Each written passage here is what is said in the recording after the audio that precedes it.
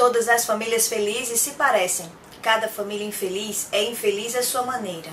E com esse início do livro Ana Karenina, um dos inícios mais emblemáticos da literatura e que tão bem resumem essa obra, eu dou início ao primeiro vídeo resenha de Ana Karenina, do Lev Tolstói.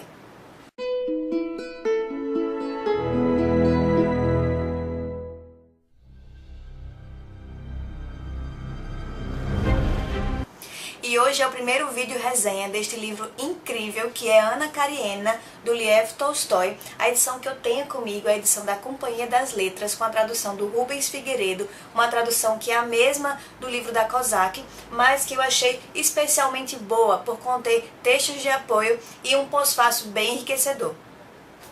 E esse livro faz parte do projeto do canal Volta ao Mundo em 50 Livros, representando a Rússia. E se você ainda não conhece o projeto, eu vou colocar aqui no card e na descrição do vídeo. Esse livro maravilhoso, eu simplesmente quebrei a cabeça para conseguir fazer uma boa resenha para vocês, que transmitisse a genialidade do autor e da escrita. Esse livro que eu não consegui largar e que eu li ao longo de 2 semanas e que com certeza me enriqueceram enquanto leitora. E depois de muito pensar, eu decidi dividir a resenha em 2 vídeos. O primeiro vídeo, que é esse, será a resenha sem spoilers, porque eu quero que todos leiam esse livro. E o segundo é um vídeo com spoilers, para quem já assistiu o filme, ou já leu o livro, ou não se importa com spoiler. Porque eu precisava falar sobre os personagens e sobre certos detalhes da trama que poderiam comprometer a experiência de leitura de vocês. E o livro Ana Karenina foi escrito no formato de folhetins entre os anos de 1873 e 1877. O próprio autor, o Tolstói, pensou em suspender e parar a sua escrita, mas depois da recepção entusiástica no jornal dos seus folhetins, ele continuou escrevendo e terminou a escrita do livro. E esse era um dos livros clássicos, calhamaços, que eu tinha medo de ler, devo confessar, mas eu fui completamente surpreendida com a forma como ele me fisgou para a trama, como eu fiquei envolvida com os personagens e também a facilidade de leitura. E não foi para mim de forma alguma penoso ultrapassar as mais de 800 páginas desse romance. Existe nesse livro também um componente autobiográfico. Um dos personagens mais importantes da trama, o Liev, é o alter ego do próprio autor, do Tolstói. E seus 2 irmãos na trama, Nikolai e Sergei, também foram irmãos do Tolstói na vida real. E, inclusive, muitas das reflexões do personagem Liev eram reflexões do próprio Tolstói. Seus temas favoritos eram a morte, o campo e a felicidade doméstica. Mas de forma alguma a trama se resume à história do Liev. Não, existem vários núcleos nessa trama, como em uma novela. E se a gente poderia caracterizar 2 como personagens principais, seriam o Liev e a Ana, que só se encontram uma vez em toda a trama.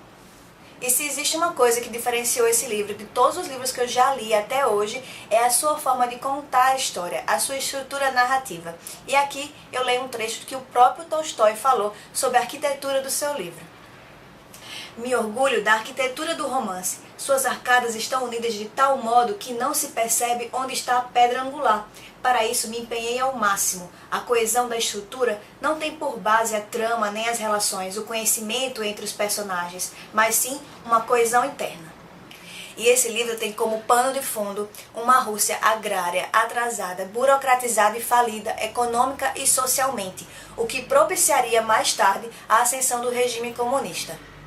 Contudo, também ele tinha que reconhecer que na parte oriental da Rússia, a maior do país, a renda ainda era nula, que para 9/10 dos 80 milhões de pessoas que formavam a população russa, o salário só bastava para a alimentação pessoal e que o capital ainda não existia, senão na forma dos instrumentos mais primitivos. E o Tolstói, de forma genial, conta a história através de paralelismos, como comenta o Rubens Figueiredo no prefácio. E aqui eu devo discordar de um ponto que a Janet Malcolm escreve no pós-fácil.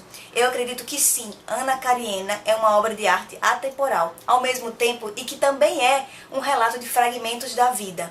Assim, com a máxima, a vida imita a arte e a arte imita a vida. Temos aqui o embate entre a cidade e o campo, entre Moscou e São Petersburgo, entre intelectuais e pessoas do senso comum, entre homem e mulher, entre conservadores e liberais, entre o camponês russo, o mujik e a alta sociedade, entre o amor idealizado e o amor real, e entre o casamento e a vida de solteiro. E o ponto alto, ao meu ver, foi a construção dos personagens, tão reais, tão humanos, e que nos fazem entrar em sua mente. E de forma assombrosa, muitas vezes eu consegui empatizar com todos os personagens, porque em algum momento eu pensei de forma semelhante a eles.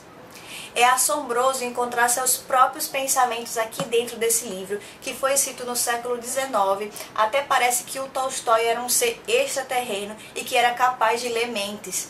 E assim, também é muito surpreendente a forma como a gente entra dentro da mente do personagem. Teve uma hora que eu entrei até dentro da mente de uma cadela, veja só. Existem cenas memoráveis nesse livro e eu vou citar para vocês 3 apenas.